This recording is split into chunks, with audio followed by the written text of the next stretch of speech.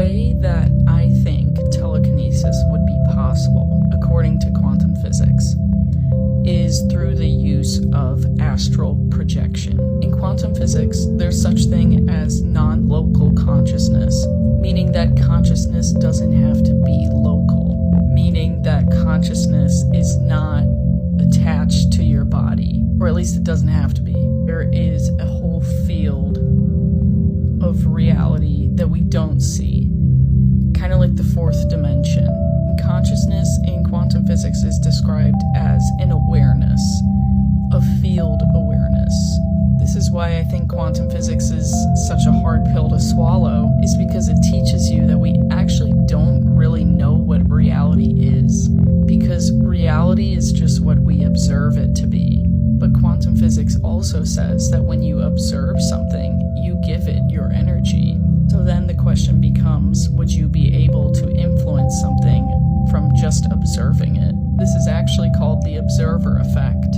Quantum physics studies prove that when particles like electrons or photons are observed by a conscious party, they collapse from a wave of infinite possibilities into a specific and measurable outcome. This is why telekinesis could be possible. But now the question is, how do we get there? Because how do you possibly expect to influence a wave of infinite possibilities? So much so that the item becomes a different, specific, or measurable outcome than the one that you're observing now. This is where I think astral projection and the fourth dimension come into play. Like in the book Frequency by Penny Pierce that I recommended in my last video, she talks about the way to raise your own personal vibration is by returning to your home frequency. Your home frequency being your inner child. And this is where it starts to take on a different spiritual meaning. Your soul remembers what it was like to be connected to God and to be connected to love. There's this word called coherence that's going to be important here. Coherence is where you, the self, dissolves, and you realize that separation is an illusion. You become one with all of the things around you that you are able to observe. You realize that the entire field is God, and that you or your soul is a piece of God.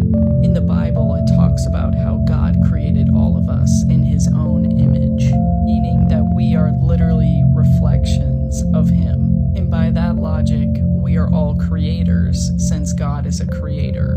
The creator, I should say, of the universe. So once we become coherent, we remember that we are limitless, and that we can influence things in any way we want to. Astral projection is a way of removing your soul or your consciousness from your human body.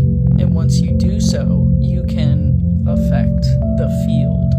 Your personal frequency can match up with another frequency of said item that you want to move, telekinesis. And now what you do is you influence that wave of infinite possibilities so that it becomes the possibility that you want it to become.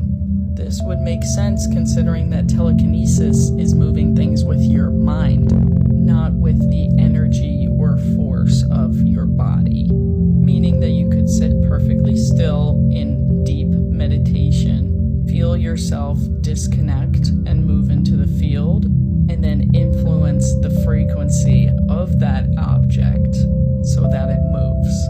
This would be a combination of your attention and your intention. I know it's a lot to unpack, but I think it makes sense, but I'm still new to quantum physics, so if you guys have any pointers or tips, especially in terms of telekinesis, telekinetic abilities, any corrections on anything I said, please comment down below. Love you guys.